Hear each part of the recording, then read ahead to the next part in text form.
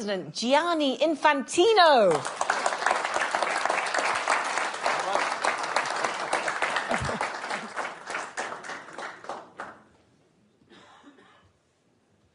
Well, thank you so much indeed.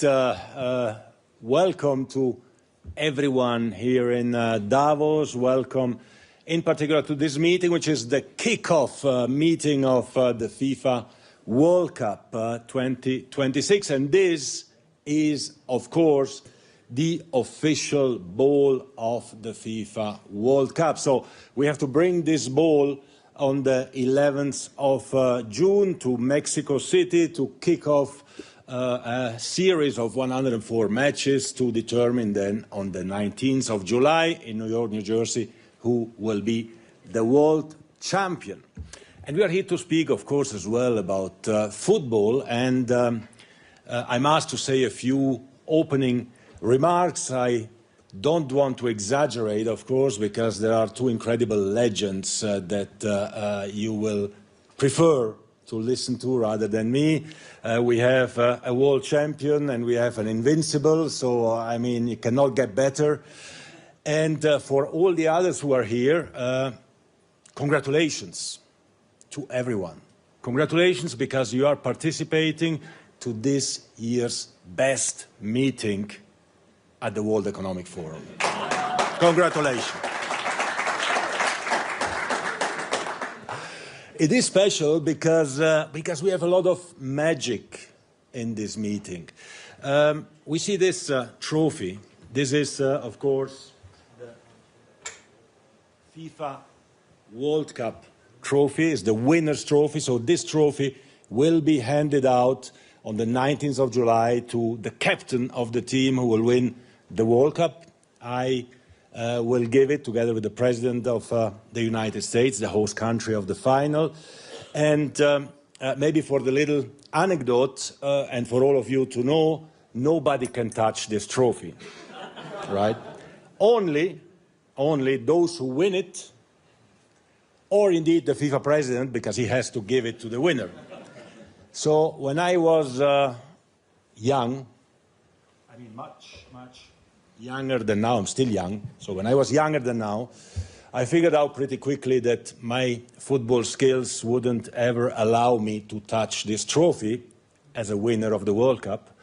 I had to find, therefore, another way to touch it, and I decided to become FIFA President so I could finally, as well, have the privilege and the honor to touch this magic trophy, which is the most iconic trophy in world sport. It is truly magic, and what I say to everyone in the world, because you have only one country which is world champion, but all the others, they can become world champion as well with all the work that they are doing for children, boys and girls. And why? Because, let me come back to this.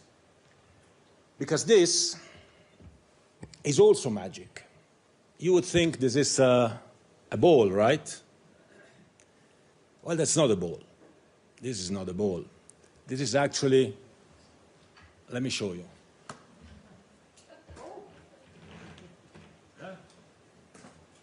Well, you see, this is a magic instrument that transforms people in happy people. Again, look how he's smiling, you see? Immediately. He was serious, he gets the ball. Give the ball around a little bit to the crowd, and you will see it transforms people in happy people. This is what this strange instrument does. And children, the children's face become happy, and adults become children. And they start playing, passing the ball. Look, the smiles all over the room. This is fantastic. This is beautiful. And this is something that we are forgetting, dear friends, ladies and gentlemen, in these particular times. We forget to be happy, to be joyful. Everyone has its own problems, issues in life. And with football, we want to give to communities all over the world. FIFA has 211 countries which are members of FIFA. We want to give them a moment of joy and happiness. When a child kicks a ball, when an adult kicks a ball, they don't think about their issues and their problems in life. And we have always to remember that. So you can pass it as well to the other side of the... We want the whole room to be happy, huh? We want everyone to be happy, not just one part. Football is the most democratic sport as well, and we unite the world. We are uniting the world with the World Cup, of course, and this World Cup will be truly special. This is the World Economic Forum, so I have to, of course, say as well a couple of economic things. So the economic impact, nobody cares about these things, but they are real. The economic impact of the World Cup is around $80 billion US, and this is not FIFA saying it, this is World Trade Organization saying it. It's 825 full-time jobs, permanent full-time jobs created for salaries of over 20 billion. It is a great impact, of course, in the three host countries, United States, Canada, and Mexico. Three countries that were bidding together to get the World Cup in a time when there were discussions about building walls between Mexico and the United States. While during this period, those countries were working together in a joint bid to host the World Cup. This says it all about the magic of this ball and of this trophy. But the World Cup will be truly special as well, because it is the first one with 48 teams, 48 countries, a quarter of the world. FIFA has 211 countries, more than the UN, who are part of FIFA. They will play 104 matches in 16 beautiful host cities in these three countries. And what is interesting is that the attention for these matches is absolutely incredible. In numbers, this means that we will have 7 million spectators in the stadiums, and we'll have around 6 billion people all over the world watching the World Cup. This means 104 matches in 1 month. For the Americans here in the room, this means like 104 Super Bowls in 1 month, because every match of the World Cup is like, or even more than a Super Bowl, objectively, by looking at the figures. But on top of that, you can be sure that during a World Cup match, the world stands still. So, I don't know, I give you an example. If Brazil plays, the whole of Brazil will be watching their match on TV, so there will be no crimes in Brazil during the 90 minutes. The police is very happy because they are watching the matches as well, actually. So they wouldn't even have time. But there is no crime committed. Don't get sick. If you are in Brazil during the World Cup, try not to get sick, because if you have to go to the hospital, it will be closed, because everyone will be watching the World Cup. So the world stands still because the World Cup and football has really an impact on the lives, on the moods of people like anything else. There is nothing anywhere close to what football does. It changes the mood, not just of people, but of countries. I had heads of state in certain countries who were telling me when in November the qualifications finished, they were calling me and telling me, Gianni, thanks God we qualified, so at least I have peace in my country and no civil wars until June, when the World Cup starts, because it unites countries, and we want to unite the world. And we have seen that we need occasions to bring people together. We have seen it in Qatar in 2022. There were a lot of critics, of course, before the World Cup, when the ball started rolling and the magic started, and it was a wonderful, wonderful World Cup. We had virtually no incidents. For the first time in history, also, no Brit was arrested during a World Cup. Imagine, this is something really, really special. So it was a celebration, it was a party, and the next one in the United States, Canada and Mexico will be exactly the same. People, they want occasions to meet, to come together, to spend time, to celebrate. And this is what we try to give them. We try to give them this emotion. Today, that's what is missing. Of course, we live in a divided world. And of course, we support peace. We have seen earlier this morning the Board of Peace with President Trump signing this agreement, this declaration. There is full support from FIFA to President Trump, to all the members of the Board of Peace, because we all have to support peace, we all have to unite, and we bring people together. Now for the World Cup, as I was saying, we have around 7 million tickets for sale, and I want to give you just one more number. And that one more number is the number of ticket requests we received. We started 4 weeks ago for a 1 month, basically, ticket sales phase. After that 1 month, our plan was, well, those who ask for a ticket will get a ticket. If we receive more demands than tickets, we'll have to make a draw to see who gets the tickets. Normally, you get maybe, in the past it was like 3 million tickets. This time we have 7 million because we have bigger stadiums. Normally you get like 7, 8, 9, 10 million ticket requests, mostly for the final, of course, so you have to make some draws for some games. This time we received over 500 million ticket requests. 500 million ticket requests. 500 million ticket requests. I mean, this is something not, and the tickets are not cheap. The tickets are not cheap. We were hammered, I was hammered, I should say, because of the ticket prices, because they are so expensive. And the main critics were from Germany and England, of course. Now, number one in ticket requests is US, number 2 Germany, number 3 England. Because everyone wants to come and to participate. And now in the US, it is perfectly legal to resell tickets on resale platforms. And there is a law for that, so we have to, of course, allow that. So you can be sure that these tickets, for which we'll have to make a draw, I mean, every game will be sold out, because we have 500 million ticket requests. Those tickets will probably be resold at even higher prices. And this is incredible, but it shows really the impact that it has. To give you another number to compare this, in 100 years of World Cup history, the first World Cup was in 1930. In almost 100 years of World Cup history, FIFA sold around 50 million tickets in total. 50 million in 100 years. Now, for this World Cup, in 4 weeks, we have the request for 1,000 years of World Cups at once.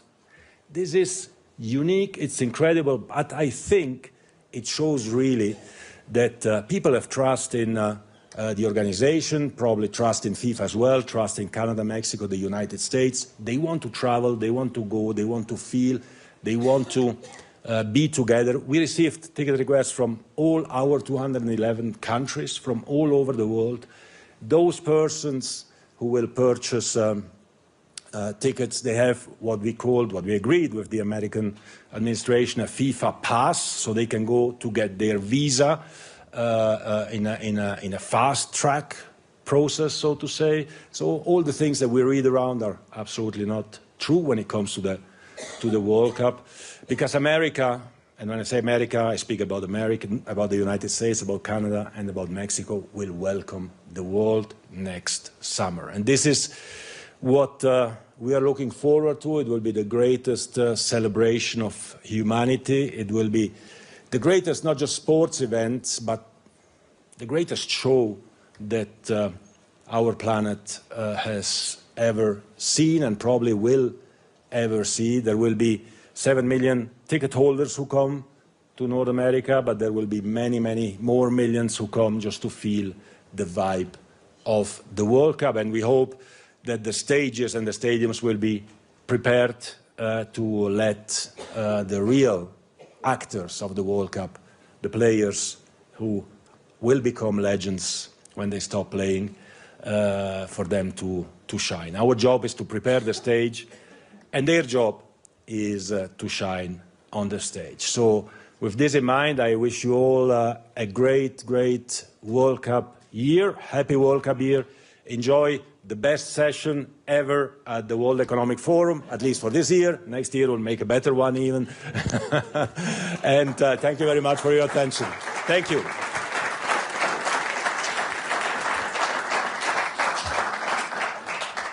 Thank you so much. Thank you so much. Thank you so much, Gianni, for your incredibly inspiring words. And as we've heard, it's going to be the biggest year for football.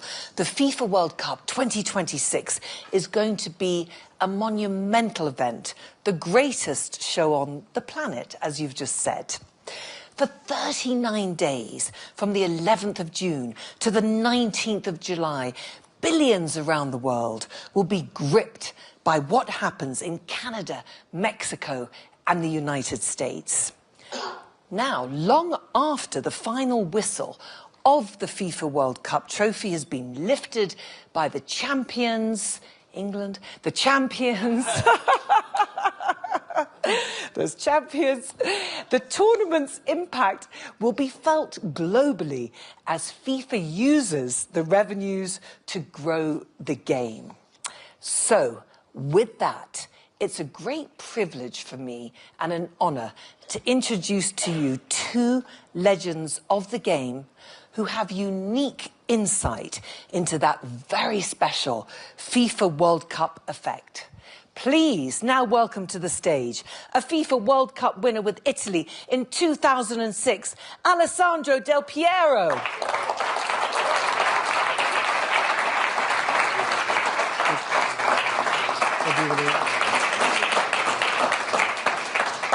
And the legendary coach and now FIFA's Chief of Global Football Development is Mr. Arsène Wenger.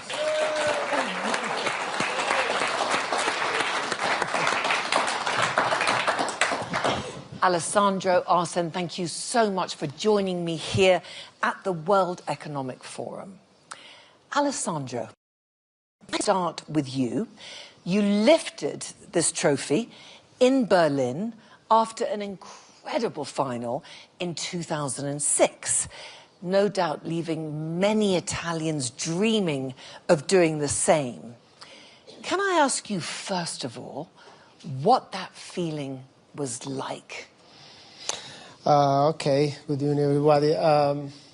It's quite not difficult, but we may probably have more time to explain how big lifting the trophy and winning the World Cup means for me, for every football players, I guess, and for the fans as well. I mean, first of all, is you feel complete.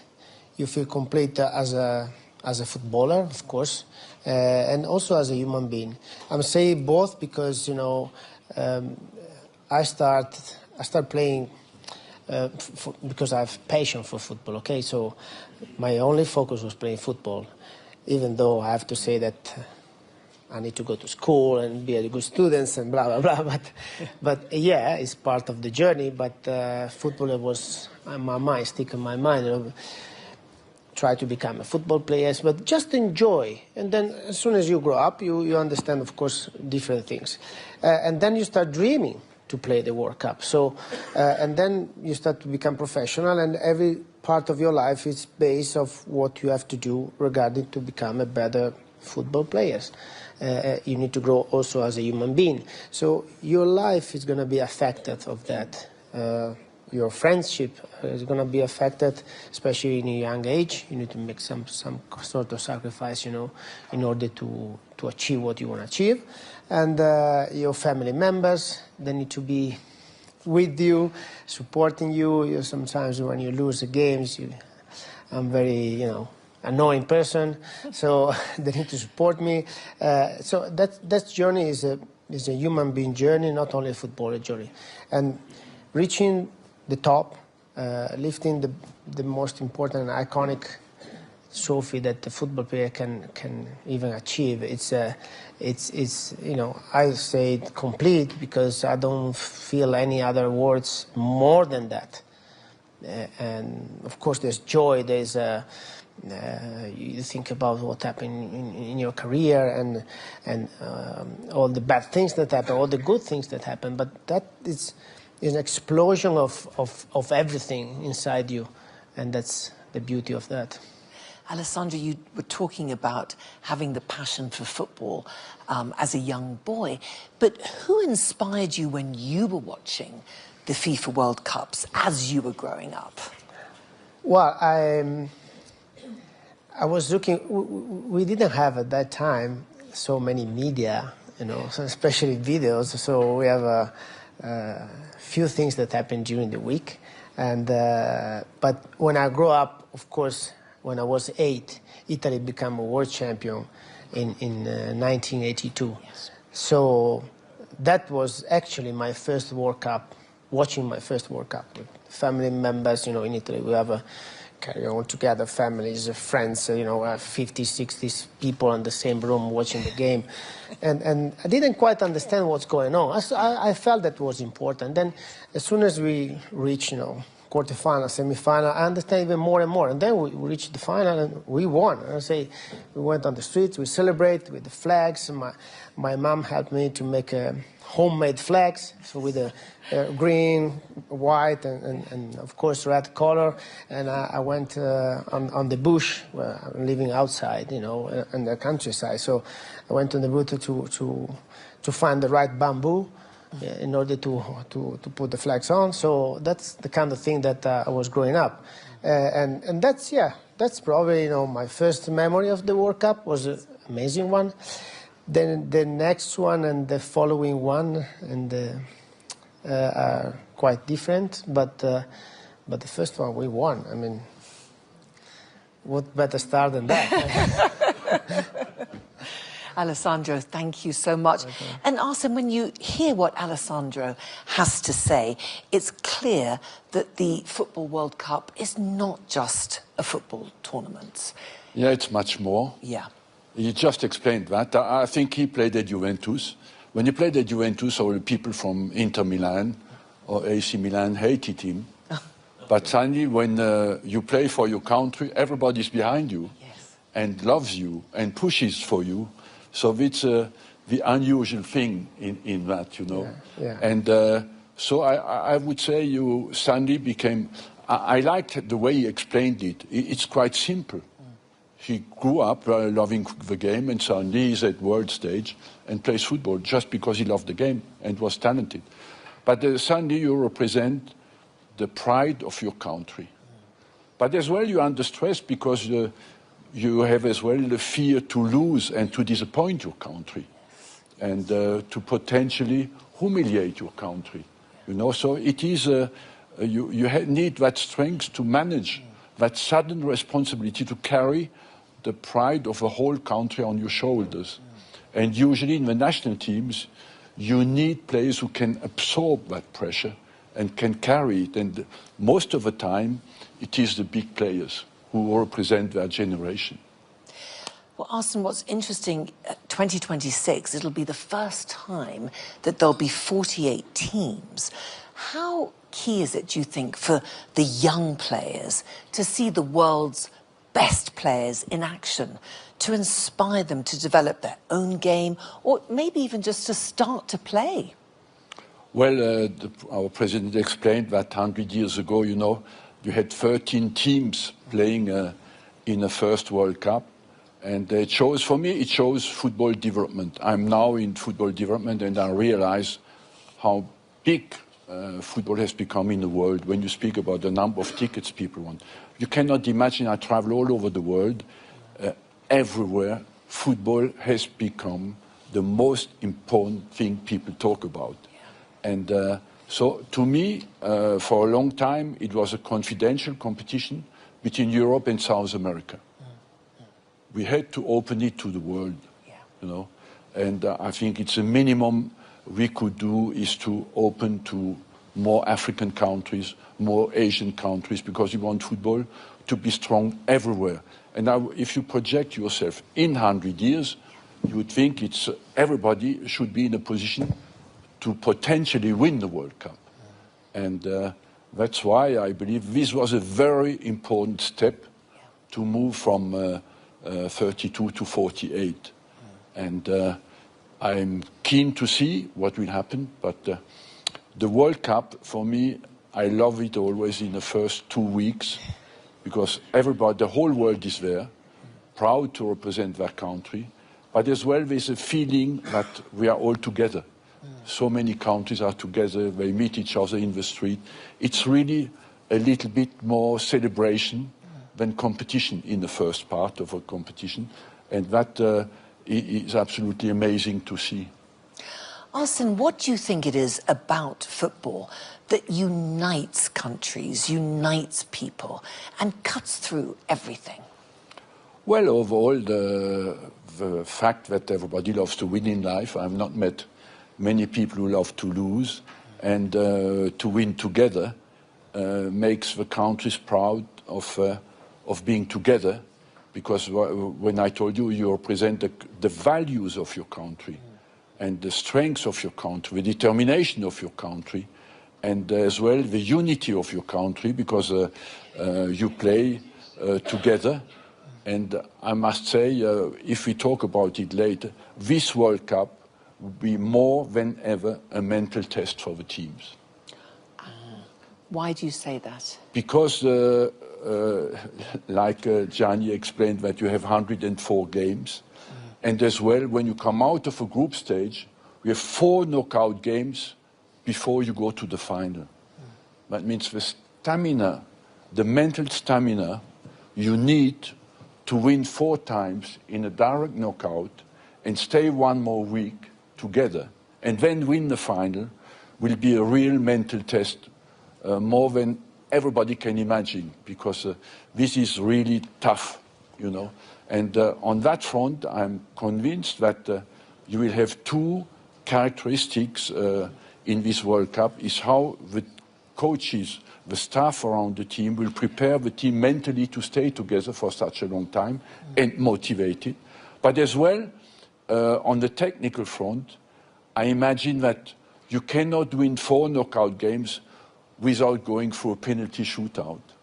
So at least once certainly will be confronted with that. So that will be the mental factor as well, technically, will be very important. As one of the best coaches in history, what would your advice be? My advice, first of all, I've never managed a national team, so I'm not a big specialist of that. But it is to have a good communication, to maybe, I feel at the top level competition, it's always very important to alternate high level of concentration with relaxation. Yeah. And to find that balance in a long period will be very important for the coaches, for example. Bring the families in at some stage, yes, get them out again, and alternate well, mix well the high period of concentration with a good period of relaxation. Alessandro, what helped you, do you think, in preparation for such pressurized games? Well, I mean, Arsène explained a lot of things that, you know, happen not only as a coach side, but also as a footballer side. Concentration, of course, but the journey in order to arrive to the game and to prepare a World Cup, it's a long one. I really love. I remember one of the first things that Lippi told us. You know, the first time that he got in charge was 2 years before. So you prepare the qualification. So we say, this is gonna where our World Cups start. So, and you feel that growing, you know, during the qualification, during that year, and then you reach finally the thing. So you need to be able to set up everything in that way. Everyone is different than each other, you know. Someone needs family support, someone needs to be about themselves, someone need to listen rock music, some other, you know, lyrics. Important thing is what Arsène said, that is one of the most important thing for me is the word balance. Because we are playing team sports, so you need to balance your effort with the effort of your teammates. You need to put that effort in the same way. You need to balance the time that you dedicate to yourself. You cannot be so much selfish, but to be selfish is good because you pretend more from yourself. So balance your ego is very important, and we can go on and on. Yes. but then you are in a team sport. So the balance that happens in the team sports in terms of chemistry, in terms of health, in terms of, you know, be good in penalties, what you need. You need to be strong when you have to defense and understand that it's a moment that the other one is better than you.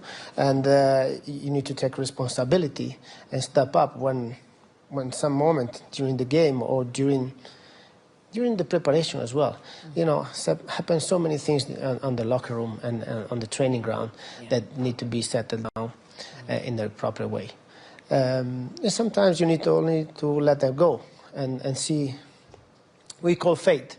It's not a real fate at the end. It's the way that we settle things before, and then they dive in where you want.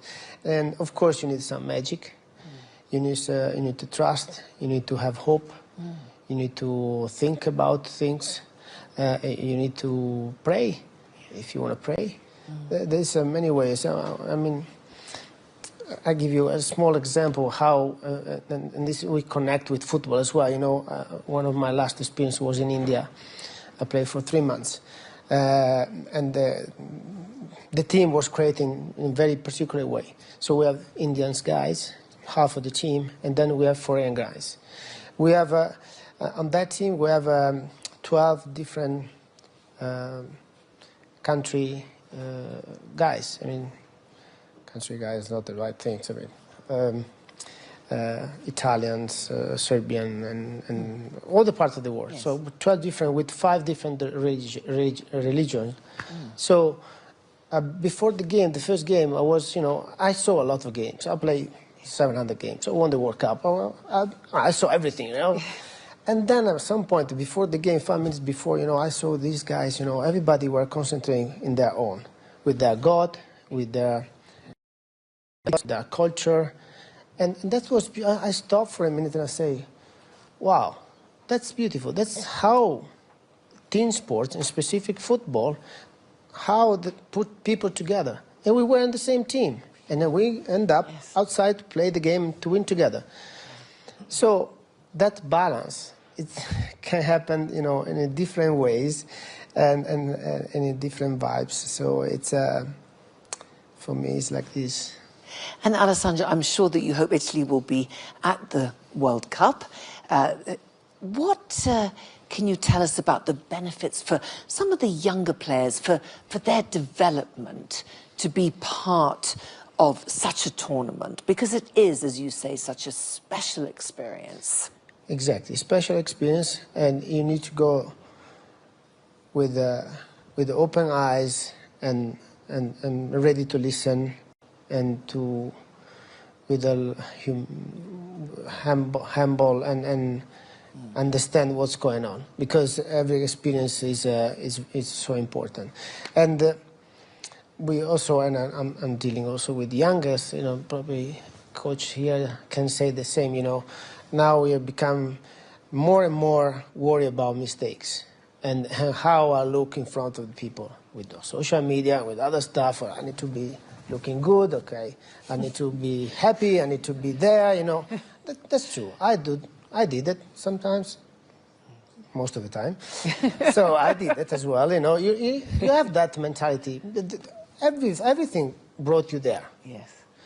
But as a young player, you need to understand that making mistakes is also good. And you are able, and you need to make mistakes in order to grow up. You need to lose game in order to win games. Sometimes when hit you the most is the one that make you grow. And you learn much more from defeats than from wins. And that's a part of the answer that I want to give you is that one, especially for youngest one, because they're going to face something huge that they cannot imagine, like I did, So it's the experience with the fans, with the travels, with the organization. It's a super high level and demanding. So that's why it's very important to have a good coach, a good organization, and good people good people ready to listen and to learn. That's my advice. Thank you, Alessandro. Arsène, how do players develop and benefit from playing on the world stage, but not only in relation to the World Cup, but also to FIFA's entire tournament history, do you think? Well, you need role models, yes. you know, and for young players it's very important to have role models. But the coach has a part to play by identifying. When I saw a young player, I looked how, you know, what are his qualities? Is he looking like Del Piero? Then I would tell him, look at Del Piero. He's a player, you have similar qualities. And the advantage of a role model is they continue to practice when they're out of a training session. Because they play alone and they look at the players who have similar qualities and they develop by watching them. So when you watch a World Cup, of course, they look at the players, I would like to look like him. And so the advice you could sometimes give to a player, no, that's not you. Look rather at him. He can help you to become, to develop your qualities. And I liked what Alessandro said. You know, in competitive sport, the fear is the mother of all evil. And especially at the young stage, because football has become so important, at the young coaches, I always tell them, get the young players, get them rid of the fear to try. Because the mistake is educational. You learn from your mistake. And you have to develop the players by encouraging them to make decisions. Because at the end of the day, education is to educate the judgment of the player. And he gets that only if he can take initiatives. Because we know today that the top-level player is somebody who can process multiple information at a high speed, but as well somebody who has a great memory. If I ask him, do you remember the goal you scored 20 years ago against Milan? He will tell you, yes, I did this and that and that. And so he look at his smile there. He smiles because he knows. Don't ask me too much specific, okay? Yeah, which one? He said so. I'm getting old as well. So you know the memory. Why have they a memory? Because they learn from the situation they faced, and they think, I lost the ball in this situation. When they meet this situation again, they give the right answer. That's why it's so important to educate the judgment of the young players. Arsène, can I also ask you, you've put in place the FIFA Talent Development Scheme that we mentioned before by Gianni, which is a massive investment in the future of football and as one of the programs that benefits FIFA, ploughing the vast majority of revenue made by the FIFA World Cup back into the world game. As the man leading this extraordinary and exciting project, please, can you tell us more about it? Well, I'm quite happy that you asked that question, first of all, because I'm in the middle of a huge investment that FIFA has made. And FIFA, for me, before I came to FIFA, I didn't know what are they doing with the money, where does the money go. But I know today that the money goes, FIFA looks always guilty to make money, but all the money goes to the federations to develop their infrastructures. And because I travel a lot today, you should see how much every federation has developed because of the funds that they get available from FIFA. You know. I worked with a guy, when he worked, he went to the federations, collect money to be part of FIFA. Today, FIFA distributes a lot of the money. And part of it goes to education. Why did we do that? When I analyzed football in the world, I realized that most of the talent in the world don't get a chance to play. And that, the second thing, is that the countries who are the 20 best rated countries in world football are the countries have a better level of education. It was a huge correlation between the quality of education and the ranking at the senior level. And I just come back because I see Patrice Motsepe here, who suffered a little bit in the final. But I just come back from the African Nations Cup. The final was Morocco against Senegal. Yes. But there are two of the countries who work the best at youth level. And they started that a few years ago. The coincidence, it was not a coincidence that these two teams were in the final, because we know that the level of education at youth level is the most important to be successful at senior level. Yes. Just one final question before I invite Mr. Infantino to come back up on stage for a final message. I just want to ask you first, Alessandro, what are you most looking forward to seeing at the FIFA World Cup 2026? Joy. Joy for sure. If I have to pick a word in the specific moment that we are living now, with a lot of problems that happen everywhere, about wars, about bad news that we hear every day more and more. What football can bring is definitely joy. We are, as we said before, under the same rules. The field is the same one for everybody, and the moment that Arsène explained very well, the first 2 weeks of the World Cup is the most beautiful moment that we can live during the World Cup, because everybody's happy to be there. When you are young kids, you dream to play the World Cup. So when you reach that dream, playing the World Cup, you are super happy. Then competition starts and other things start as well. But that moment it's a pure joy, and we need that joy, the love for the game, the love to be together, and the joy to be together. The mix of culture and the beauty of compare yourself with the other ones. And sometimes win, sometimes lose. Maybe better win. Definitely, for many reasons, but that journey have to be like this and create great memories. We play in 3 different countries, so we embrace really with this message. FIFA embraced the world with 48 countries on the World Cup for the first time. So it's bigger and bigger, and that's a world joy. That's the one of the meaning of this World Cup for sure. Thank you, Alessandro. And Arsène, what are you most looking forward to? Well, the quality of the games, and with an unknown quantity, because we have moved from 32 to 48. I feel always it's very important for the teams to find a good balance from the start of a competition, and to have a harmony, like he talked about. Harmony is to put different pieces together, and that the vibes coming out look harmonious, that everybody meets his needs in the team, and the teams who can do that early have a good chance to win the competition. And the second thing for me is the unknown countries who have not been at the World Cup until now, because we have a few, to see how well they can compete against the top teams. And that is, of course, I'm very curious about it.